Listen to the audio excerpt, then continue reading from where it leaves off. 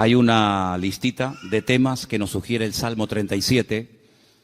No hemos tocado todos, evidentemente, pero son temas, todos y cada uno de ellos muy interesantes. Nos habla de el bien, de la misericordia. Te los estoy dictando para que los vaya escribiendo, aunque están escritos, pasa que no los he encontrado, pero el que busca haya. La justicia, la salvación, la sabiduría, etcétera, etcétera. Son muchísimos temas que nos habla el Salmo 37, y eso lo vimos el jueves, para los que estuvisteis aquí y para los que no estuvisteis. También vimos que el Salmo 37 nos da diferentes características de los creyentes.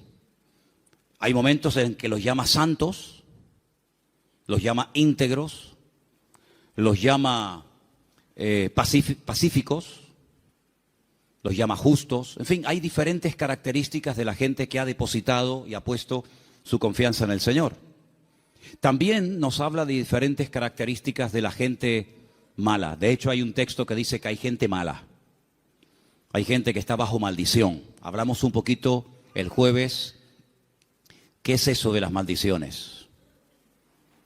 ¿Existen? ¿Se pueden quebrar? ¿Se transmiten?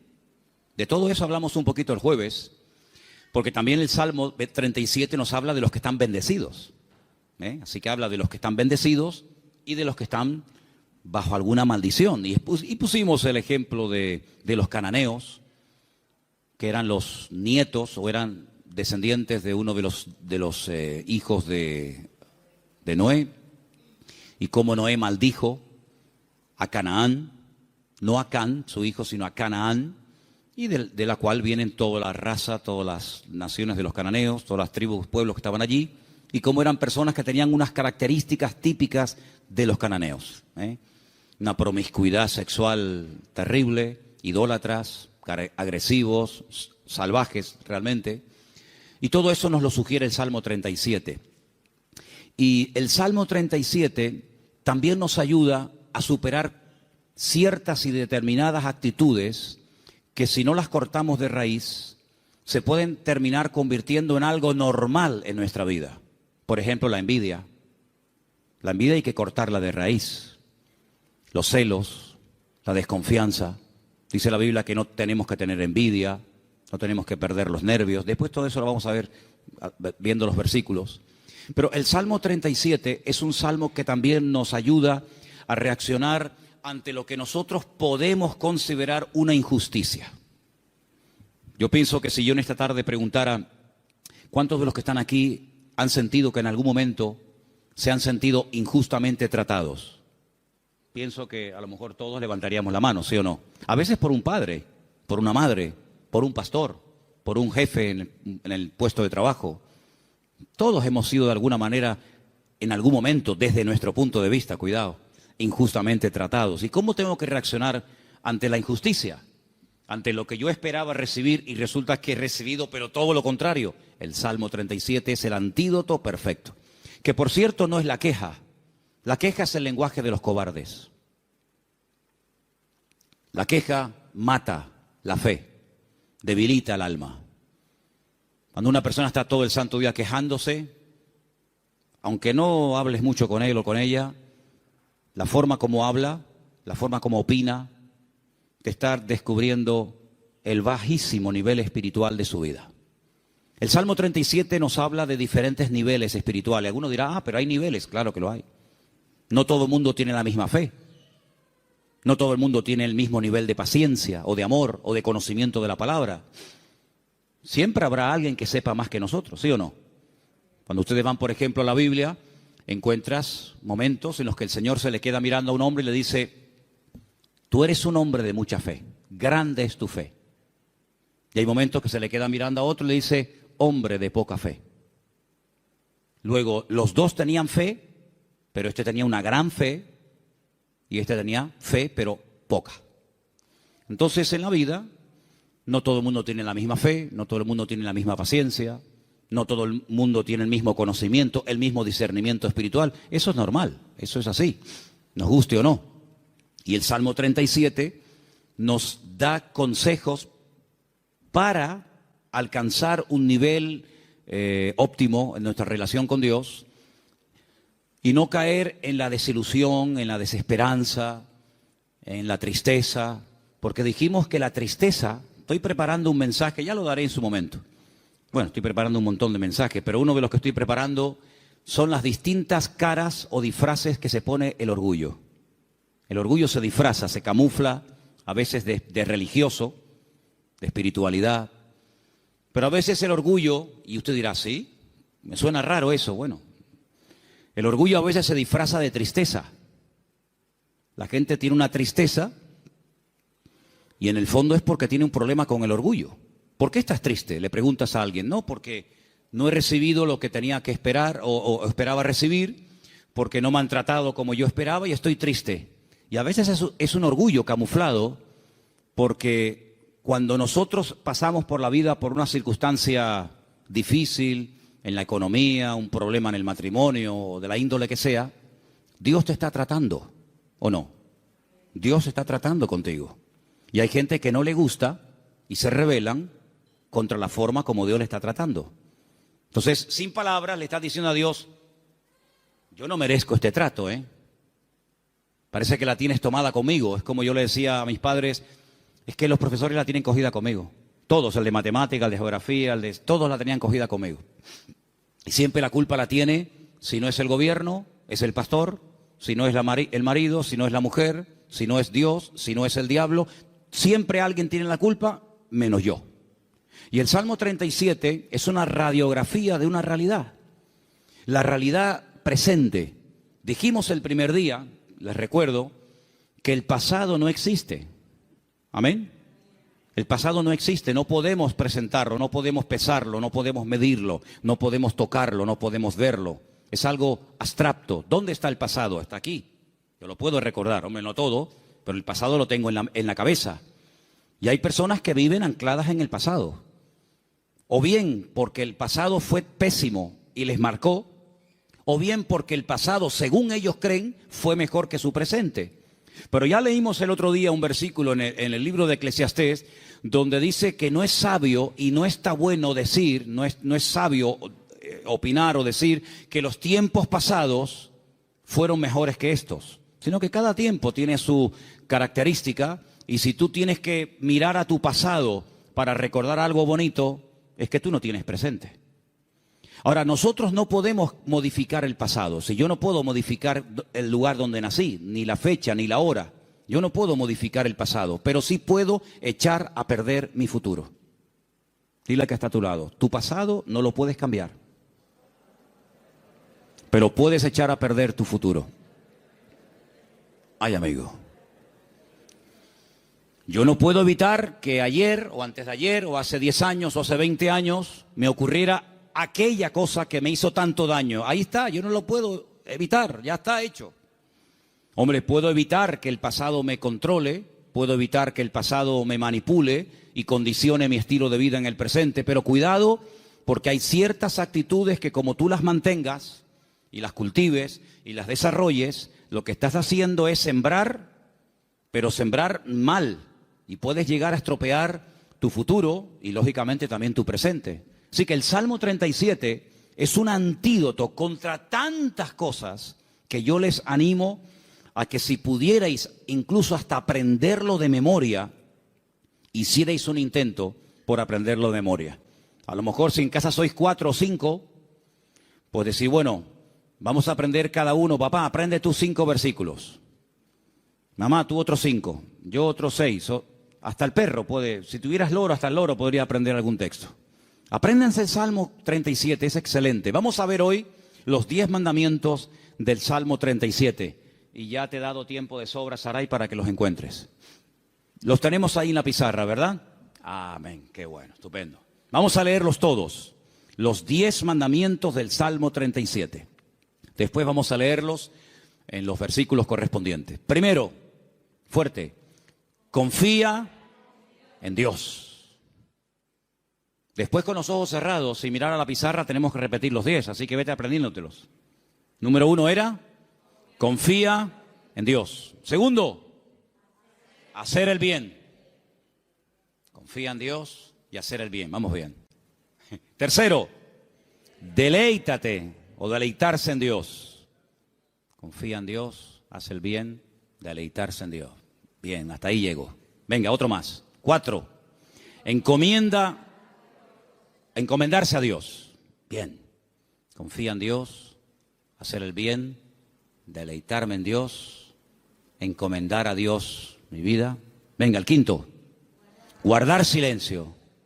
Pero no dice, hermano, que hablemos. Guardar silencio ante Dios. Guardar silencio. 6, esperar en Él. 7, dejar la ira. 8, dejar el enojo, desecharlo. 9, apartarme del mal. Y 10, guardar su camino. ¿Qué tal? ¿Los habéis aprendido? Vamos a repasarlos. Confía en Dios, hacer el bien, deleitarse en Dios, encomendarse a Dios, guardar silencio, esperar en Él, dejar la ira, desechar el enojo, apartarme del mal y guardar su camino. Quítalo. Los 10 mandamientos del Salmo 37. Número 1. Bien, confía en Dios. Número 9. No. Segundo. Ese es, hacer el bien. Número 3. Número 4. 5. Guardar silencio, sin mirar. 6. Esperar en Él. 7. 8. 9. Apartarse del mal. Y 10. Guardar su camino. Versículo 3 del Salmo 37 dice: confía en Dios. Primer mandamiento. Confía en Dios.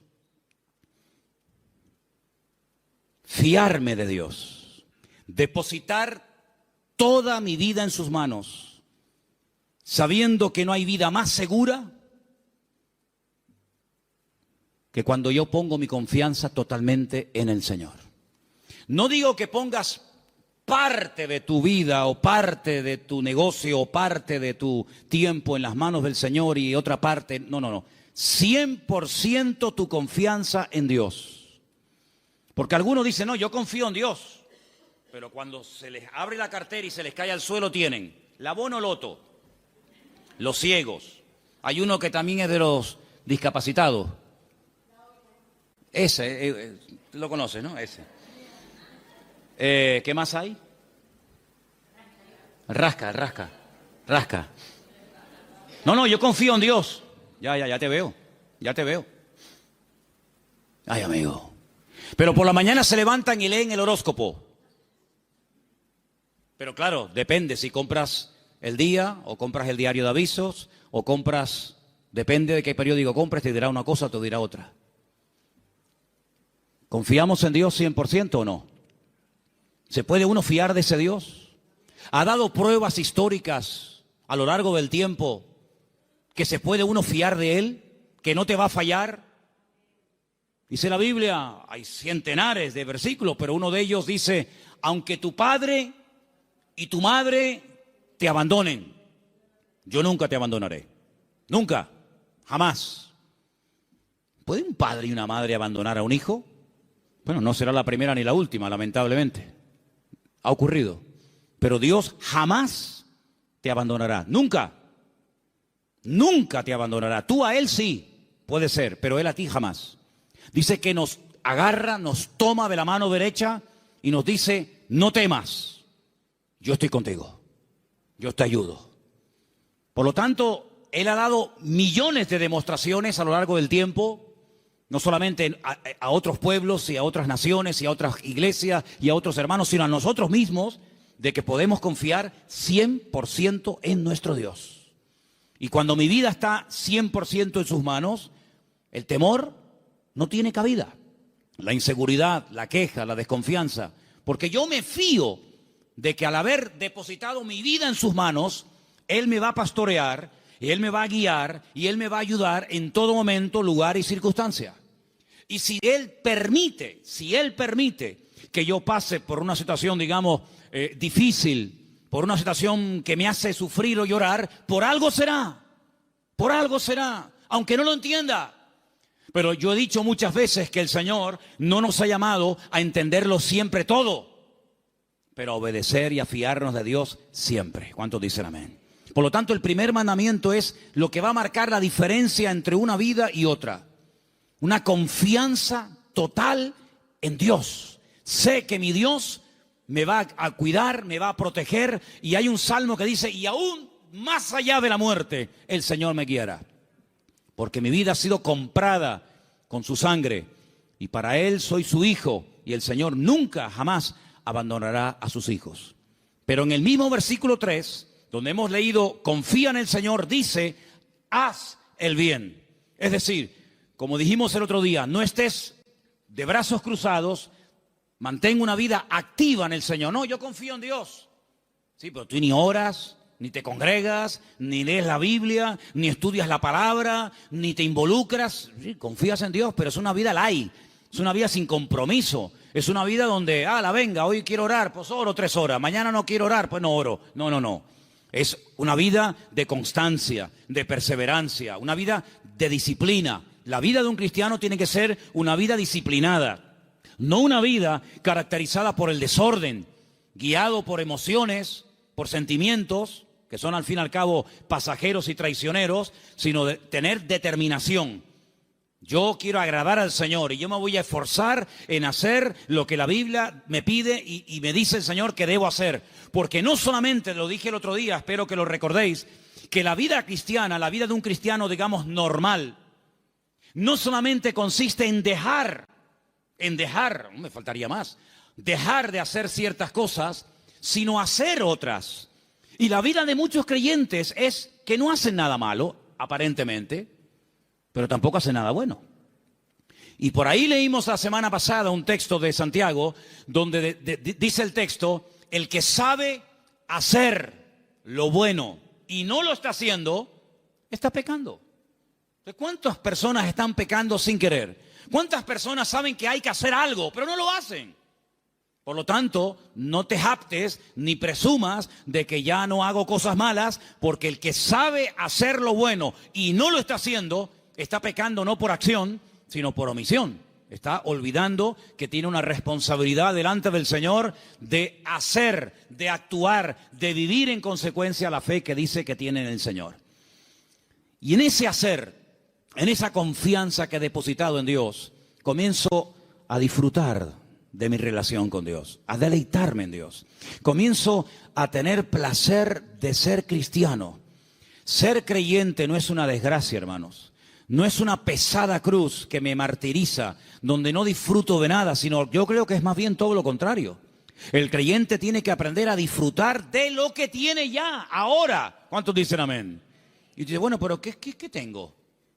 ¿Cómo que qué tienes? ¿Qué tienes? Pues lo primero que tienes que darle gracias a Dios es por la vida que tienes. ¿Te parece poco? Y por la ropa que llevas puesta. Y por los zapatos que llevas. Porque hay millones de personas que jamás en la vida se han puesto zapatos. Y por la comida que has comido. Y por la casa que tienes. Y por el coche que tienes. Y si no tienes coche, por lo menos pudiste venir en la guagua. Fíjate que es bueno Dios que el hombre ha inventado un sistema para transportar a la gente de un lugar a otro. Y mira tú por dónde tú puedes disfrutar de él. Gloria a Dios. Tienes una iglesia donde poder congregarte. Si tienes hijos, si vienen a la iglesia, ahora mismo están siendo atendidos por hermanas que se están perdiendo el culto para que tú estés aquí oyendo la palabra y los niños están siendo atendidos. Gloria a Dios por ello. Gracias al Señor por el lugar donde vivimos. No tenemos que vivir con miedo, con una inseguridad. Algunos que han venido de otras naciones, ¿qué les voy yo a decir a ustedes? Donde me dicen, no, que va allí. Donde yo a las 5 de la tarde todo el mundo como los topos bajo tierra. Todo cerrado, con rejas, con ventanas, con persianas. Uy, por la calle no puedes ir porque va todo el mundo armado y te quitan el reloj y te quitan esto. Aquí a mí nunca me han quitado nada y tengo 55 años, a mí nunca me han robado. Cuidado, a ver si ahora me va a pasar que me roben, pero bueno, no pasa nada. Si me roban, ¿sabes por qué me han robado? Porque algo me sobra. Porque no se le puede robar al que no tiene nada. Luego, si te roban algo es porque tienes algo. Ya es un motivo para dar gracias a Dios. Por lo tanto, hermanos, deleitarnos de lo que tenemos. Hay gente que siempre tiene o la pena de lo que perdieron, que tenían y perdieron, o están soñando siempre en algo que quieren tener, que a lo mejor nunca lo tienen, y en vez de disfrutar de lo que tienen ahora, viven o en el pasado o en el futuro, en tierra de nadie. Cuando lo que tienes que disfrutar es de ahora. Dale gracias a Dios por la silla en la que estás sentado. Y si no hacemos un día una prueba, quitamos todas las sillas y los bancos de la iglesia. Y os quedáis como yo mientras yo predico de pie. Y tenéis que estar todo el tiempo en la alabanza de pie, todo el culto de pie. Baños, los vamos a cerrar, no hay baños. Luz, cortamos la luz. Entonces vamos a comenzar a valorar que tenemos un local con luz, con aire acondicionado, con micrófono, con una silla. Gloria al Señor. No hay millones de motivos para darle gracias al Señor, hermanos. Hay cambios y hay milagros que solamente vendrán a nuestras vidas cuando comencemos a dar gracias al Señor por lo que tenemos. ¿Para qué quieres más? ¿Para qué quieres más? Si con lo poco que tienes, según tú, te quejas, si tienes más, te vas a quejar más. Entonces Dios a veces a alguna gente no le da más porque entonces estarían quejándose más tiempo todavía. Dice la Biblia que un día los discípulos llegaron al Señor y le dijeron: Señor, la gente tiene hambre, viven lejos, el lugar en el que estamos es desierto, no hay comida y ni siquiera tenemos dinero para dar de comer a semejante multitud. Diles que se vayan. Y el Señor le dice: ¿y por qué? Dadles vosotros de comer, aprender a enfrentar nuevos desafíos. ¿Saben, hermanos? Una congregación, un creyente que no tiene desafíos delante es un creyente que termina con el paso del tiempo estancándose. ¿Por qué les he comentado ahora de hacer una tronja, de ampliar el salón, de poner arriba un balcón, de hacer más? Pues tenemos que tener desafíos delante de nosotros. Si no nos acomodamos, nos hacemos señoritos. Bueno, estamos bien como estamos, como decía la antigua canción, somos un pequeño pueblo muy feliz. No, hay que esforzarnos y hay que trabajar y hay que sudar. Y cuando yo empiece a notar, yo les hablo de Manolo Sierra, cuando yo empiece a notar que me estoy acomodando, digo: hermano, mi tiempo aquí se terminó. Yo no quiero estar más aquí, yo me tengo que ir a un sitio de pionero a empezar de cero. Hermanos, no podemos darle lugar a la rutina en nuestra vida, a la monotonía. Tienen que haber desafíos. Hay congregaciones que viven de las glorias del pasado, iglesias que ya lo tienen todo.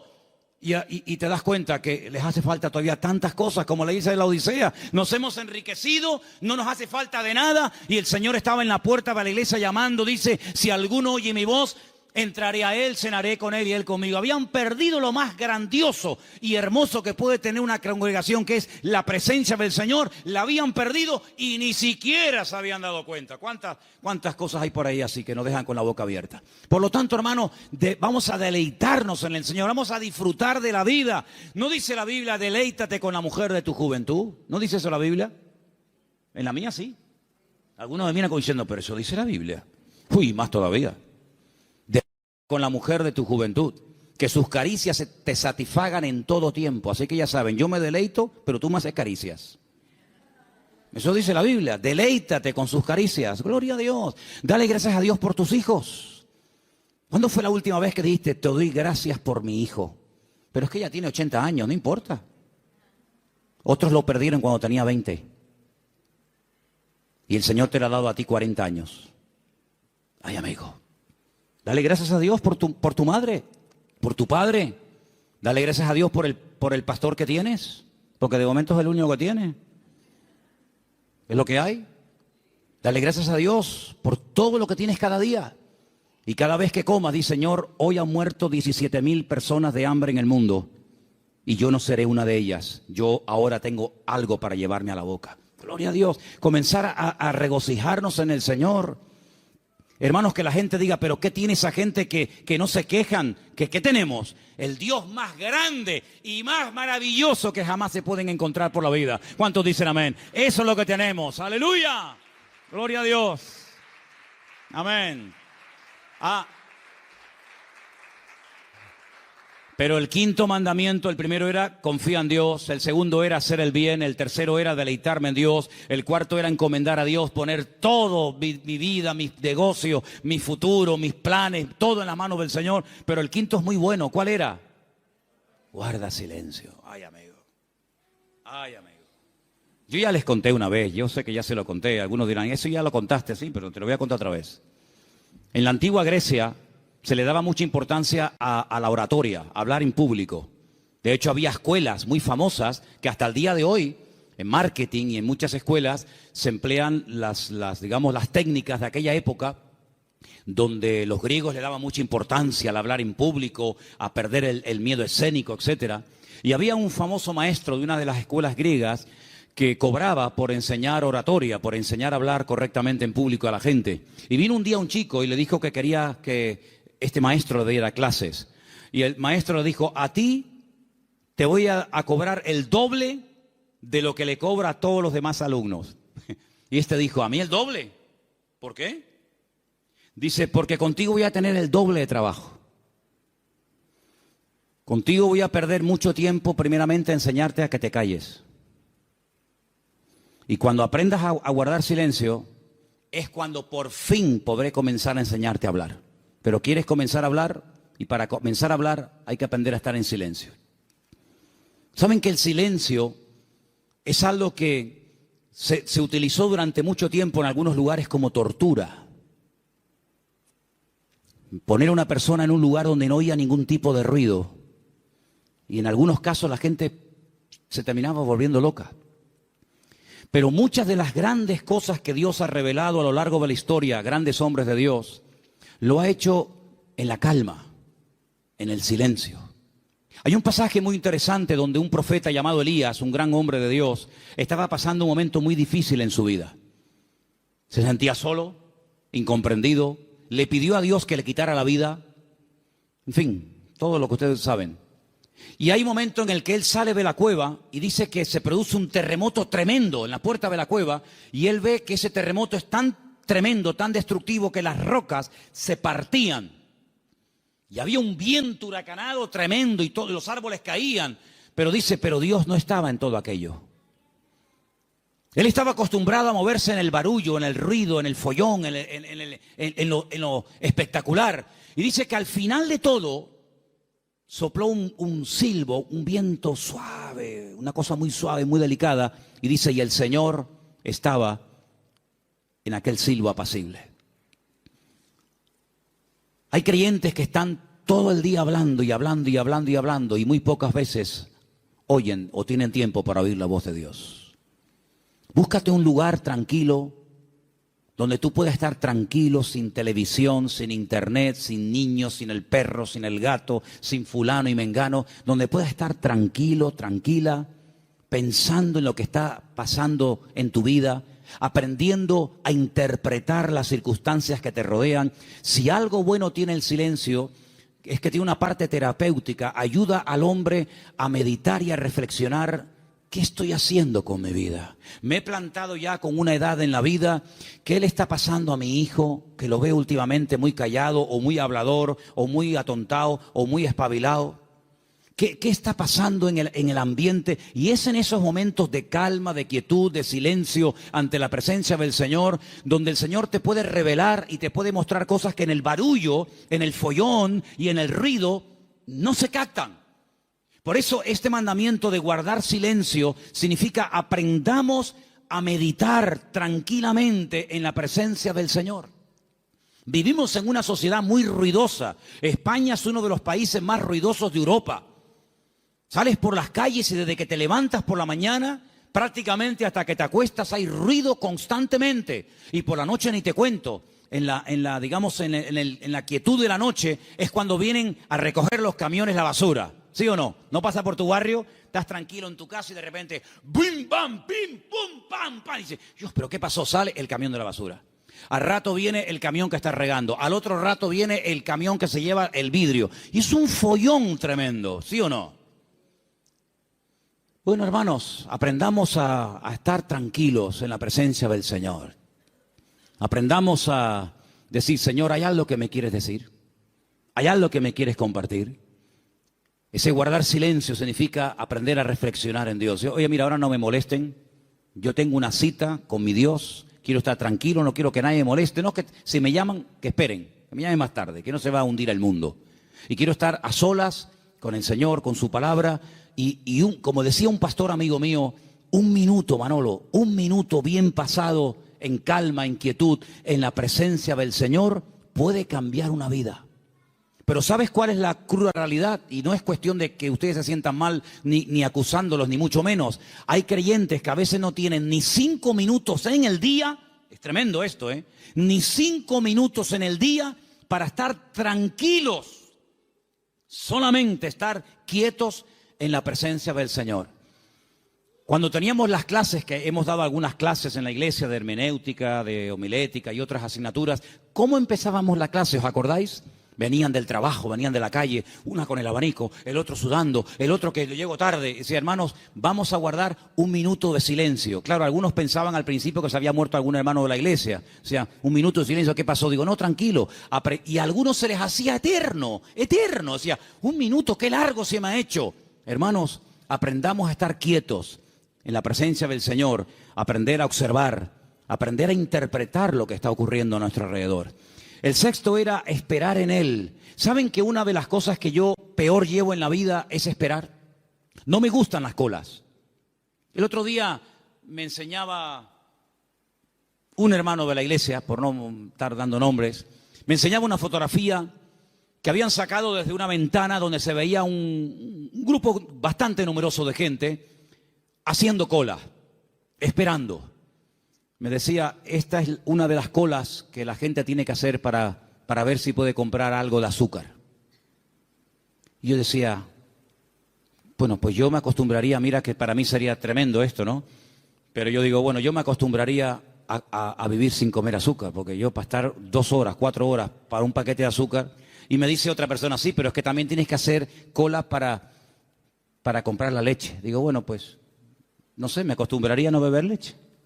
Pero es que también tienes que hacer, al final tienes que hacer cola para todo. Pero qué rabia da a veces cuando tienes prisa y el que va delante tuyo es el más lento de Europa. Le acaban de dar el carnet de conducir. Pone el intermitente de la izquierda y después va a la derecha. O pone los 4 que son de emergencia, porque como te ve muy pegado, te está diciendo, no te pegues mucho que me das miedo, y te ponen los 4 intermitentes. Y tú dices, pero muévete, que tengo prisa. Me acuerdo una vez en Benito Pérez Armas, el semáforo estaba en verde, hermano, de verdad les prometo que el semáforo estaba en verde. Era bajando la antigua cárcel a mano izquierda, que ya entras para el Parque La Granja, ¿sabéis dónde les digo, no? Y el semáforo estaba en verde, y había un coche parado. Y yo le decía, al principio fue una pita suave. No sé, después más prolongada. Al final saqué la cabeza por la ventana. Digo, pero muévete de una vez, hombre, que está verde. Atontado, que estás atontado.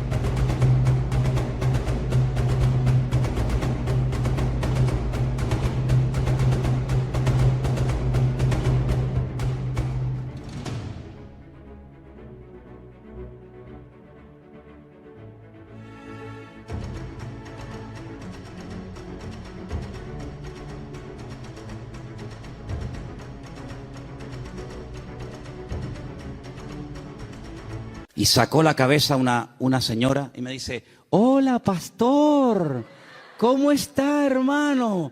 Y le dije, hola, hermana, hola, dele, hermanita, dele, vamos, vamos. Ah, qué vergüenza, ¿no? Si hubiera sido oveja en vez de pastor, me hubiera cambiado de iglesia, para que no me diera. Bueno, son cosas que pasan, ¿no? Soy humano como cualquiera de ustedes. Así que, hermanos, aprender a esperar en la vida se hace a veces complicado, ¿verdad? Pero es importante y fundamental aprender a esperar en Dios, no tener prisas. Porque, ¿saben? He descubierto que Dios no tiene prisas. ¿Cuántos dicen amén? ¿Saben que hay un pasaje donde una persona no quiero decir la palabra se enfada, pero casi se enfadó con el Señor.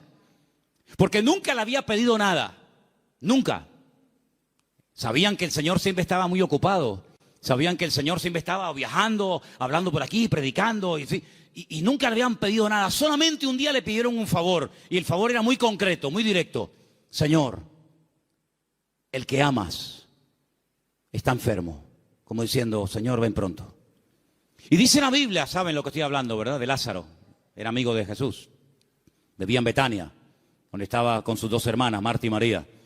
Dice la Biblia que cuando le llega la noticia al Señor, no dice, como seguramente esperaban la familia, venga, vamos que hay que ir a orar por Lázaro. O podía incluso haber hecho lo que hizo con el siervo del centurión, ¿os acordáis? Cuando le dijo el centurión, Señor, no hace falta que vengas a mi casa, di la palabra y mi criado sanará. Podía haber dicho, Padre, desde aquí pido que sanes ahora a mi amigo Lázaro. Y Lázaro hubiera sido sanado. Pero ni siquiera hizo eso. Sino dice que llegó 4 días después del aviso. Y claro, cuando llegó, evidentemente, la enfermedad era grave, porque dice la Biblia que Lázaro ya estaba muerto y enterrado. Si ellas sabían que no iban a molestar al Señor por una tontería. Cuando llegó, sale una hermana, se lo encuentra en el camino y le dice estas palabras que ustedes saben perfectamente. Señor, si tú hubieras estado aquí cuando te mandamos a llamar, nuestro hermano no habría muerto. ¿Cómo interpreta usted esas palabras, hermano? Usted que sabe griego, arameo y hebreo. ¿Cómo lo interpreta usted? Me ha fallado. Mi hermano se murió por tu culpa. ¿Está mal interpretado? Es versión Manolo Sierra. Si tú hubieras estado aquí, esto no hubiera ocurrido. Sale la otra hermana. Porque una parece que era como más carnal, ¿no? La otra era un poquito más espiritual. Pero fíjate que las dos se contagiaron y le dijeron exactamente las mismas palabras al maestro. Si tú hubieras estado aquí, mi hermano no hubiera muerto. Estaban dolidas, ¿sí o no? Estaban dolidas, estaban molestas con el maestro. Esto no tenía que haber pasado. Salmo 37. No te impacientes. No pierdas los nervios. Después vamos a ver eso. Y el Señor le dice, Marta, María, que yo soy la resurrección y la vida. El que cree en mí, aunque esté muerto, vivirá. Claro, ellas eran judías, ellas no eran paganas, ellas conocían la Escritura, ellas sabían perfectamente por las Escrituras del Antiguo Testamento que se habla de la resurrección. Y entonces cuando el Señor dice que yo soy la resurrección y la vida, y le dice el Señor, tu hermano resucitará, ellas dicen, yo sé que mi hermano resucitará, pero no ahora, sino en el día postrero, algún día. Y el Señor le dice, vamos al cementerio. Y todos conocen la historia. Ahora yo les hago una pregunta y sean sinceros. ¿Ustedes creen que realmente el Señor llegó tarde?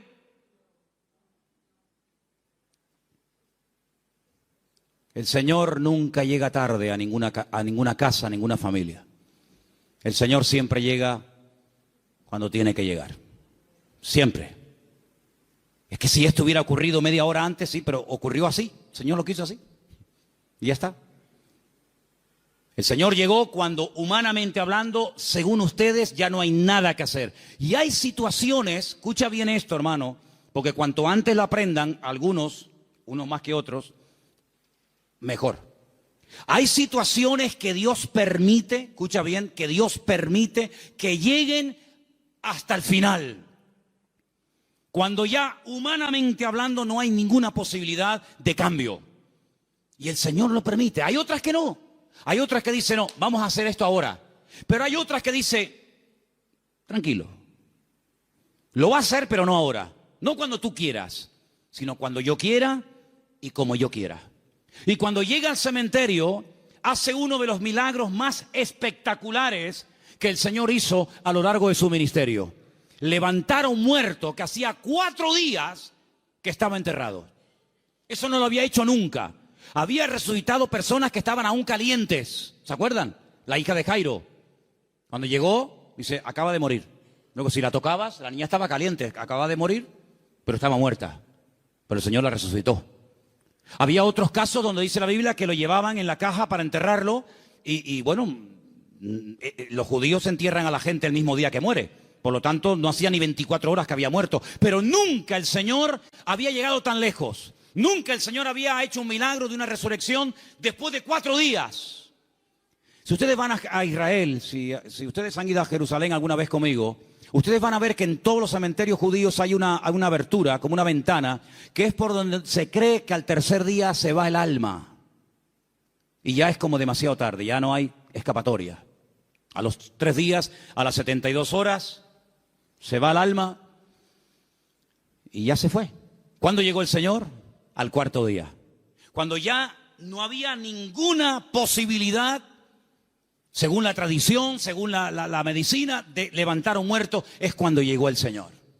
No podía el Señor haber llegado el primer día, antes de que muriera así, pero hubiera sido una sanidad más, de tantas. Pero el Señor quería hacer algo especial, porque amaba tanto a Lázaro, que si hubiera llegado a la media hora o a los 10 minutos de haber recibido el llamado, hubiera sido una sanidad. Y Lázaro podía haber dicho, el Señor me sanó cuando yo estuve enfermo. Pero yo te amo tanto, Lázaro, que no te voy a sanar. Te voy a resucitar. Y eres la única persona en toda la historia de la humanidad que yo resucité al 4.º día. Entonces no te das cuenta, hermano y hermana, que a veces hay situaciones como que tú dices, pero ¿dónde va a terminar todo esto? ¿Pero hasta cuándo va a llegar esto? Es por el amor tan grande que Dios te tiene, para que no sea una cosita más que puede pasar desapercibida, o que incluso algún incrédulo diga, bueno, sería casualidad. No, va a llegar al límite, al extremo, cuando ya no hay ninguna posibilidad de cambio, de mejoría o de perfeccionamiento, cuando el Señor va a llegar y va a decir, ahora, para que la gente diga, esto era para la gloria del Señor. ¿Cuántos dicen amén? ¡Aleluya! Así que, tranquilo, no te precipites. Amén. Hay 4 prohibiciones, antes de seguir con la lista de los mandamientos. Hay 4 prohibiciones, las voy a leer rápidamente. 4 cosas que el Salmo dice que no tenemos que hacer. Yo las voy a leer y tú te vas a preguntar a ti mismo si la estás haciendo. La primera está en el versículo 1. Salmo 37:1. No te impacientes a causa de los malignos. No te impacientes. No pierdas la paz. Tranquilo, relájate. Dile que está a tu lado, relájate, tranquilo, no te impacientes, no pierdas la paciencia. Número 2, en el mismo texto, ni tengas envidia de los que hacen iniquidad. Así que ni impacientarme, ni tener envidia, jamás, ni una cosa ni otra. Versículo 7, no alterarme. Guarda silencio ante el Señor, espera en Él, no te alteres con motivo del que prospera en su camino por el hombre que hace maldades. No te alteres, tranquilo, relájate, cuenta hasta 10. Versículo 8, deja la ira, desecha el enojo, no te excites en manera alguna a hacer lo malo. Estas son las 4 prohibiciones, las 4 cosas que el Salmo 37 prohíbe hacer a un creyente. No perder la paciencia, no tener envidia, no alterarme y no hacer lo indebido, es decir, lo malo. ¿Qué te parece? Y en esta actitud, en esta riqueza del Salmo 37 me dice, deja la ira.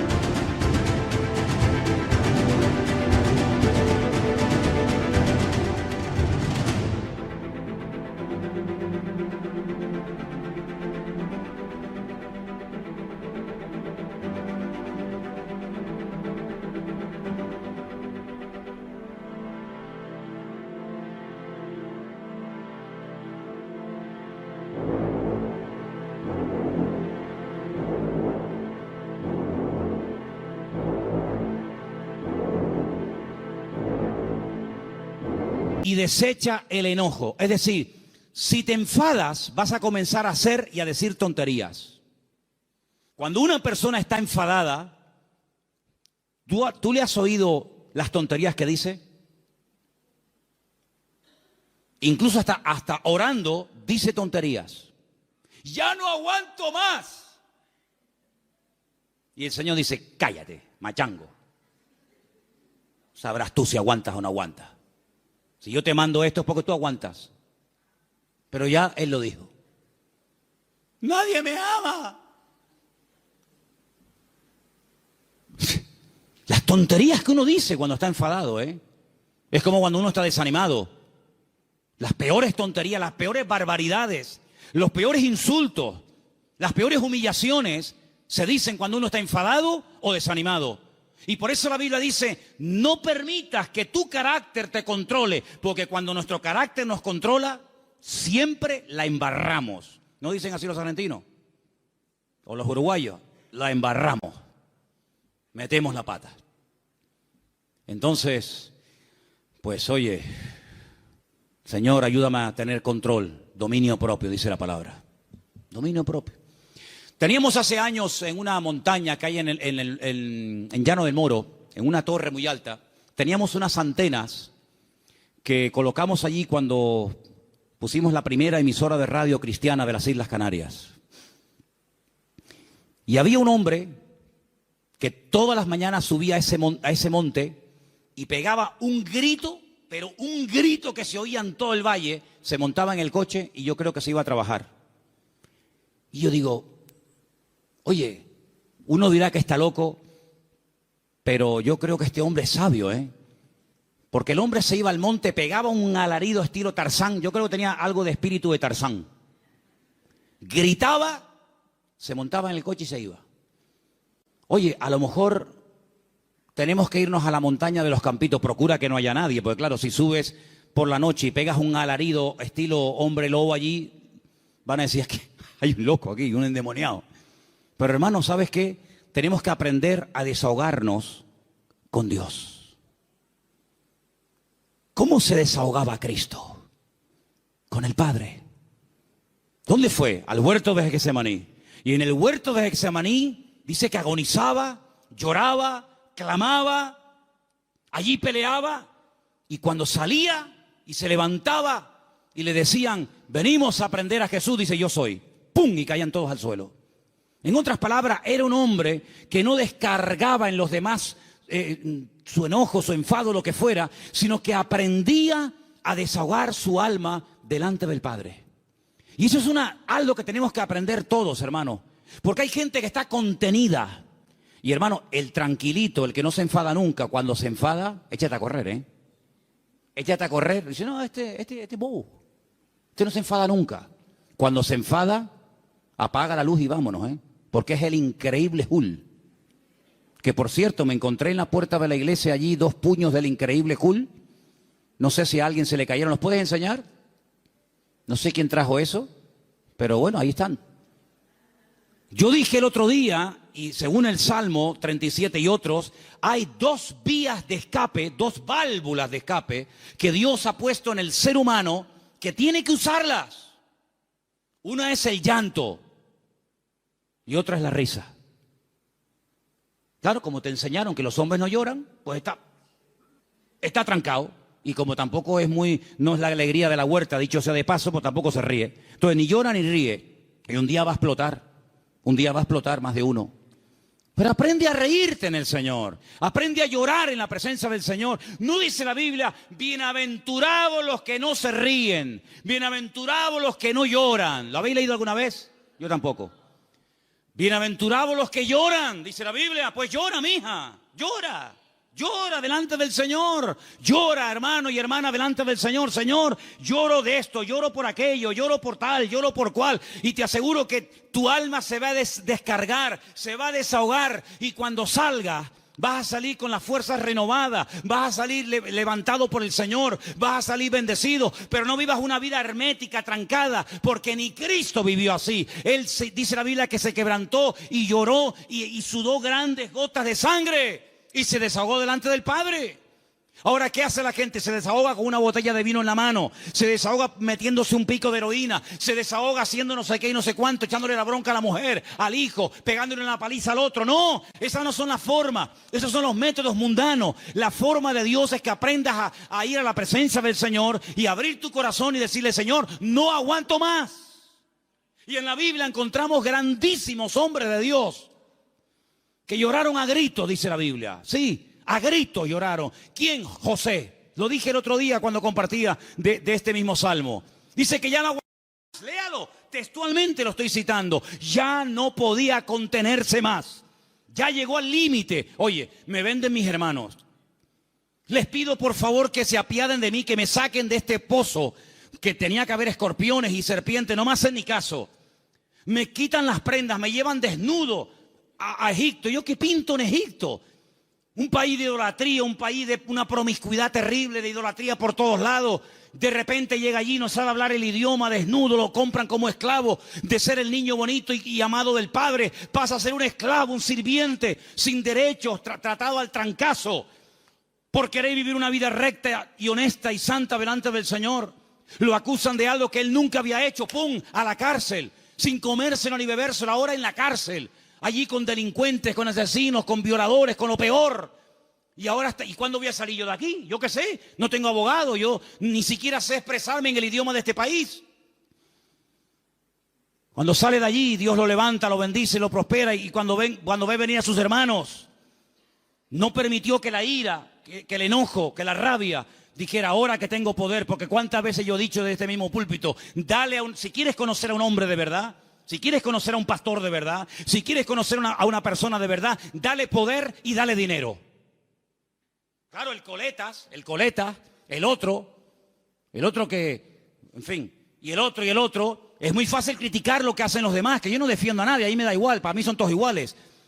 Pero hermano, cuando alguien suba ahí arriba, da igual si es un cargo poderoso en la política, en el deporte o donde sea, dale dinero, que mueva millones. Dale poder. Y espera a ver si no se corrompe. Porque es muy difícil llegar a esos niveles, moviendo centenares y miles de millones.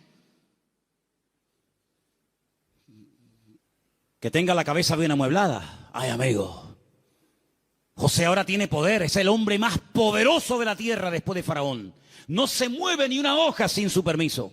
Faraón dice: no, a mí no vengan, vayan a él. Él es el que organiza el país, él es el ministro de Hacienda, él es el ministro de Economía, él es el que administra. A mí no me den la paliza, vayan a él. Delegó todo en José. Ahora tiene poder, ahora tiene autoridad, ahora tiene dinero, ahora tiene sirviente. Ahora hasta Potifar, aquel que lo compró, ahora tiene que venir y postrarse delante de él. La mujer de Potifar: ven para acá. Ahora él podía haber dicho: ahora os vais a enterar lo que vale un peine, amigo. Ahora vienen los hermanos. Y él podía haber dicho: lo van a pasar canutas, como me le hicisteis pagar a mí. Dice que llegó un momento, viendo a sus hermanos, que ya no podía aguantar más. Y empezó a llorar a gritos. Cuando los hermanos ven a aquel llorando, le dice: yo soy vuestro hermano José, ¿sabes? No tengáis miedo. No me mandasteis vosotros a Egipto. Fue Dios el que me mandó aquí. Pasa que a mí me tocó el primero, pero al final todos van a tener que venir aquí. Así que vayan a casa de mi padre, díganle que vengan, cuéntenle la verdad, que le han tenido engañado al viejo 20 años, diciéndole que me había matado una bestia. Tráiganlo y vamos a comenzar a disfrutar de la vida. Guardó su corazón, no permitió que la ira, la rabia, ¿verdad?, el poder le transformara, sino que él supo canalizar todo aquello para bendecir a otras personas. ¿Te das cuenta? Entonces, queridos hermanos, dice la Biblia: sobre toda cosa guardada, guarda tu corazón. Porque la escasez, el depender día a día del Señor no ha echado a perder a nadie. Yo nunca he visto a nadie que por depender del Señor para todos se echara a perder. No, de verdad, créanme, no he conocido a nadie, pero sí he conocido a muchos que cuando tuvieron algo, muchacho, otra persona completamente. Es como yo a veces le digo a los jóvenes: oye, cuando no tenías novia, y no me dirijo a nadie, pero el que tenga, porque tenga, ¿no?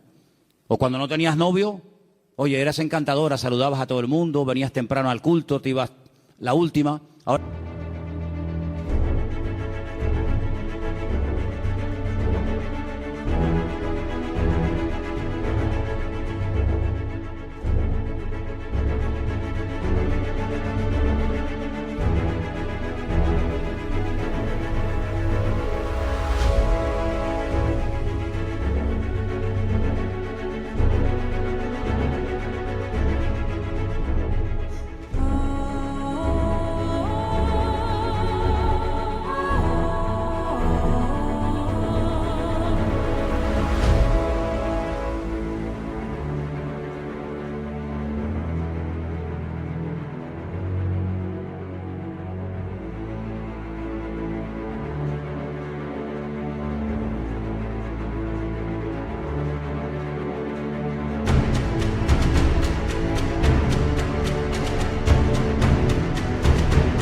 tienes novio, eres más antipático que un pepino. No, amén, no digan amén. No. ¿Quién dijo amén? No digan amén, que se van a hacer... No. Entonces, que las circunstancias de la vida no te cambien. Sigue siendo igual, mijo. Sigue siendo igual. Tengo dinero, gloria a Dios. No tengo, gloria a Dios. Oye, que vengo en la guagua, amén. Que vengo en coche, amén. Que vengo en limusina, amén. Ten cuidado que como te la vea yo, te la vendo y compramos la tronja para la iglesia. ¿Me entiendes? Entonces, hermano, mantengamos el equilibrio en el Señor. Mantengamos el equilibrio. Vamos a deleitarnos de lo que tenemos, pero vamos a apartarnos. Versículo 27, apártate del mal. Este versículo es buenísimo. Ya termino con este y con uno más. Apártate del mal, apártate del mal. Dios no tiene que apartarse del mal, somos nosotros los que tenemos que apartarnos del mal. Es decir, ser selectivo. ¿Me conviene a mí esta amistad con esta persona? ¿De qué habla esta persona? Pues mira, está todo el día hablando de esto. No me conviene. No digo que sea mala persona, pero no me conviene. Su mundo no es mi mundo. Sus conversaciones no son las mías. Y para ser amigo tengo que entrar en su terreno y no me va. No me interesa.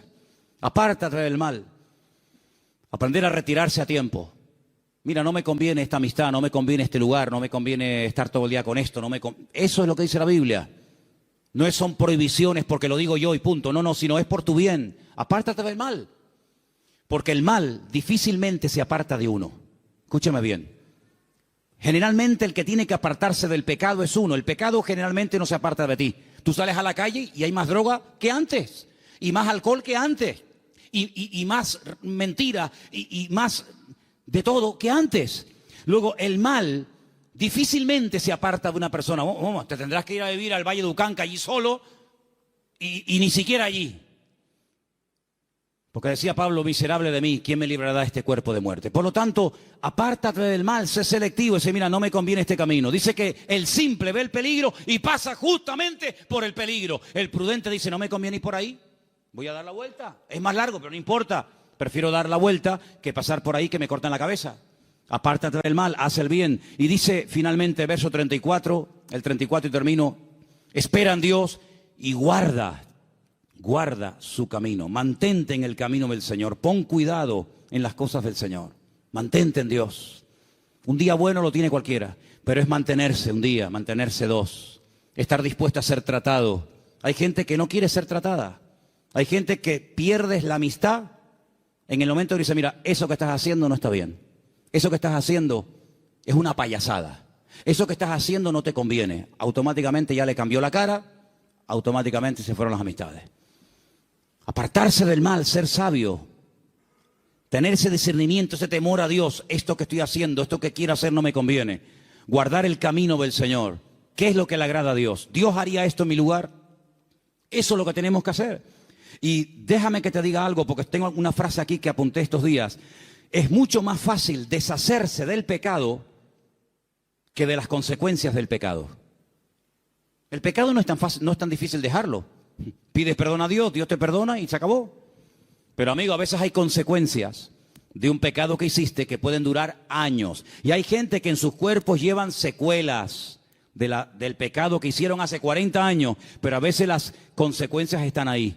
Que Dios nos dé fuerzas también para poder vivir en victoria, a pesar de que puede ser que de un pecado o de una vida en desorden que llevé en un momento puntual de mi vida, puede ser que haya un chiquitito corriendo por la casa, o haya una niñita, o haya no sé qué, o haya no sé cuánto. El pecado a veces deja cicatrices, el pecado a veces deja consecuencias. Y te vuelvo a repetir, es más fácil dejar el pecado que los hijos del pecado, que las consecuencias del pecado. Pero tienes que asumir eso. Y a veces eso es lo que te mantiene humilde. Es decir, esto me va a recordar toda la vida que aquel momento de mi vida yo viví en desorden y no hice las cosas como Dios manda. Yo dije el primer día cuando hablamos del Salmo 37, que el Salmo 37 es un mapa. Un mapa. Pero mira, y piensa en esto que te voy a decir ahora. El mejor mapa del mundo, el más completo, el más bonito, a todo color, con todos los detallitos y las medidas y los ríos y las montañas, el mejor mapa del mundo no nos sirve para nada si yo no sé dónde estoy. A mí me dan un mapa completo, me dice, mira qué belleza de mapa, ¿vale? Ya sé dónde está el norte, las montañas, los valles, los ríos, pero yo en el mapa, ¿dónde estoy? Porque si yo no sé dónde estoy, el mapa no me sirve de nada. Ahora, cuando yo digo, no, tú estás aquí. Ah, vale, estoy aquí. Ok, vale, pues entonces dame un compás, dame una regla, yo mido. Y entonces yo sé que me faltan tantas horas o tantos kilómetros para llegar aquí. Si yo no sé dónde estoy, el mapa no me sirve de nada. Aquí hay un mapa perfecto, el GPS de Dios. Pero si tú no sabes dónde estás, ¿de qué me sirve a mí esto? Eso de decir, no, lee la Biblia. Si no, yo la leí, pero no sabes dónde estás. No sabes si estás bien, si estás mal, si estás en desorden, si no estás en desorden. Pregúntale a Dios, ¿dónde estoy? ¿Cómo estoy delante de ti, Señor? Dios te lo va a mostrar. Dios te va a mostrar a la luz de su palabra y guardando silencio y esperando Dios te va a...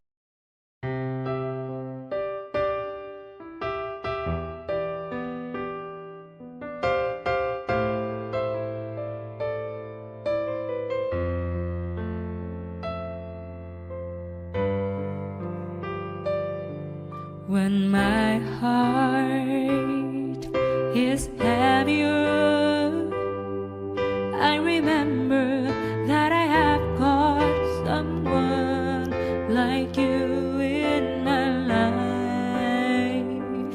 A single day is nothing without you. I hope that my sunshine always be with me.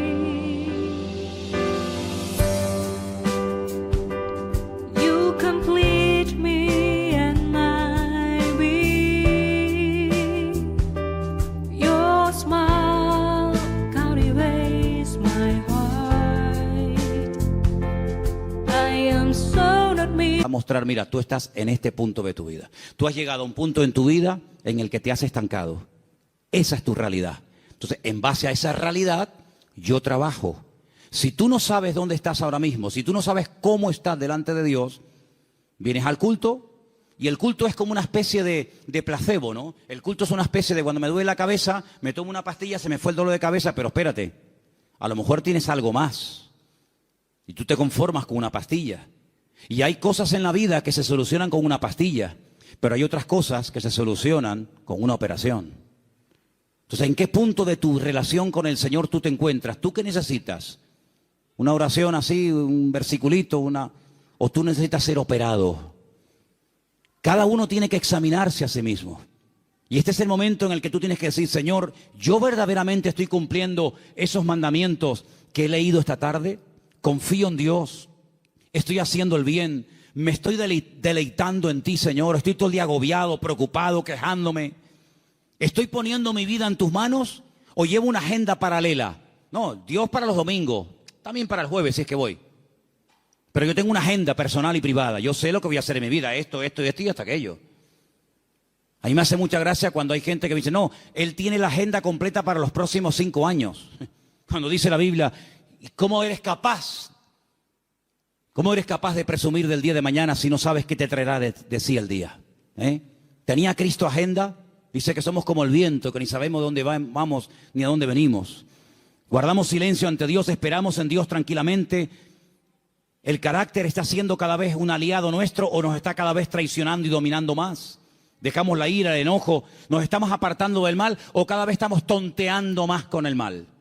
Porque el mal no perdona, amigo. Como te metas en donde hay mal, como te metas en terreno minado, lo más probable es que se te salga una pierna por los aires. Hay una parte en Israel donde yo llevo a la gente que es la frontera más cercana a Jordania, que antiguamente era territorio jordano. En el 67 Israel peleó con Jordania, triplicó las fronteras y llegó hasta la misma ribera, hasta la misma orilla del río Jordán. Y es algo muy estrecho, mucho más estrecho que esta iglesia. Ves al soldado jordano allí sentado haciendo guardia y ves al israelita aquí y el río medio. Es una frontera muy, muy estrecha. Allí se ha convertido en un lugar típico para hacer bautismos. Ahora Dios mediante tendremos bautismo en noviembre allí, si Dios quiere. Pero ¿sabes qué, hermano? Cuando llegamos a ese lugar con la furgoneta, tenemos que aparcar donde ellos nos dicen que tenemos que aparcar. Porque los jordanos cuando se fueron, dejaron todo aquel terreno en represalia por haberlo perdido, todo lleno de minas, todo lleno de minas. Miles y miles de minas. Entonces han puesto unas alambradas con unos carteles escritos en diferentes idiomas: no se salgan del camino, no entren aquí, no entren por allá. Y tú, si vas en línea recta y aparca, no hay ningún problema. El que se va a bautizar vuelve. Pero si alguien se quiere ir con el Señor antes de tiempo, dice: mira, después de bautizarte, en vez de venir en línea recta, vete por allí y ya te vas de paso ya con el Señor. Es un terreno minado. El que entra se juega la vida, amigo. El mundo está lleno de minas. Tu barrio donde tú vives está lleno de minas por todos lados. Y el diablo te dice: no pasa nada, otros han pasado y no han muerto, pasa tú también. ¡Pum! Y el simple va. Entonces, apartarnos del mal. Decir: yo le veo las orejas al lobo, no le veo todavía el cuerpo, pero le veo las orejitas asomando por la valla, pues entonces me doy la vuelta y me voy. Eso no es ser cobarde, eso es ser valiente. Porque hay que ser más valiente para salir corriendo ante el peligro que ser un osado y enfrentarse al enemigo así a cara descubierta que te parte en la cara. Y finalmente dice: guarda su camino. Cierra tus ojos en esta tarde, hermano. Son estos 10 mandamientos. Apréndetelos de memoria. Escríbelos ahí en una hoja, ponlos en la Biblia. Cuando te levantes mañana por la mañana, dilos en alta voz. A lo largo del día, ponlos ahí en el tablero del coche o en el espejo de tu habitación, o te estés afeitando, lavando. Ponlos en la mesilla de noche, cuando te acuestes. Confía en Dios, hacer el bien, deleitarme en Dios, encomendar a Dios el camino, guardar silencio ante Él, esperar en Dios, dejar la ira, desechar el enojo, apartarme del mal, guardar su camino. Mañana otra vez, pasado otra vez. Y estas verdades van penetrando en tu vida. Y en cuestión de varias semanas, de varios meses, de poco tiempo, tú vas a notar que hay algo en tu vida que comienza a cambiar. Comienza a cambiar. Ahí tienes 10 consejos prácticos, 10 mandamientos de la palabra para vivir una vida victoriosa en Dios. Señor, en esta tarde te damos gracias por este precioso salmo. Salmo escrito por nuestro hermano y querido David HaMelech, el rey David. Gracias, Señor, porque tu palabra nos habla miles de años después de haber sido escrita, como si se hubiera escrito la noche misma. Señor, queremos pedirte que nos dé fuerzas para que podamos poner en práctica estos mandamientos, estos sabios consejos que el dulce cantor de Israel, el hombre más cerca del corazón de Dios, nos dejó en la palabra para que los escudriñemos y los pongamos en práctica.